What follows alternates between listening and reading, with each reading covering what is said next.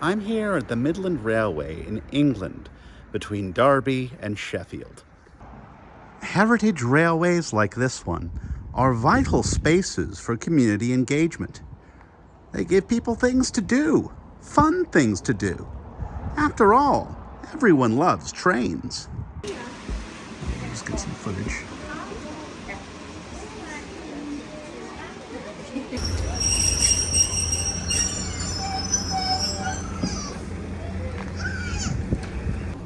This here is a DMU, a diesel multiple unit. Steam engines are time-consuming and expensive, so these machines help branch lines and heritage railways survive. Sure, the purr of an old diesel isn't quite the chuff of a steam engine, but it has its own charms. The big windows on British DMUs actually make heritage railways viable. Look out the window, see the nature, see the country. That's what railways are about just as much as the engines and rolling stock.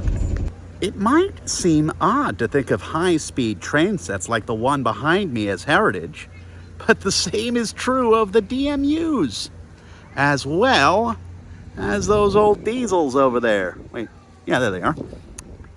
Time marches on. What was once innovative and new can sometimes, with time, seem classic.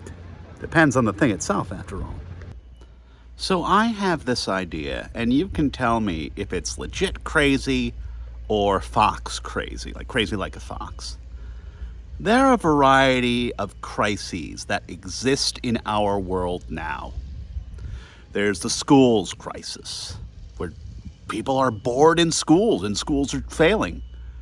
There's the rural crisis, where rural places and urban industrial places, what are they going to do? There's the masculinity crisis. What are men going to do? And then there's the crisis in preserved railways.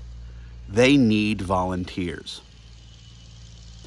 And the solution comes from a variety of perspectives.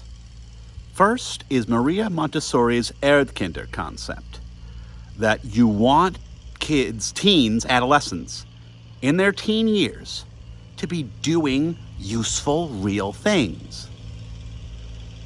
Then there's the fact that young people love trains. They do, actually. That's why these were all built in the first place, as heritage attractions. There's also the idea of the children's railway, which was more of a thing in the Warsaw Pact countries. And finally, there's the idea of the divinity of interest, that you should do what you find interesting because it requires less energy, less resistance, less friction. You can just do it because you want to do it. You can learn because you want to learn.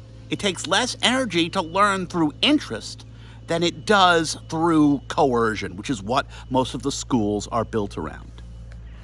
Meanwhile, we've got all these preserved railway lines throughout the UK, all over the country, of various sizes and of various types. Like this one here at Midland, it's more about railways in a variety of capacities, not just, oh, look, pretty steam trains. And I think that's wonderful. But what if heritage railways, in addition to being a tourist attraction or an area of interest for volunteers or old railway workers, could serve an educational function? Instead of kids or teens being stuck in a schoolhouse preparing for tests, they're actually working on a heritage railway. Obviously, this isn't just a British thing, even though Britain has so many heritage railways. But any sort of industrial heritage can serve Maria Montessori's Erdkinder concept. And it could probably help the heritage railways too. Let me know what you think of this idea. Rail training should be a vital and necessary function and value add of Britain's heritage railways.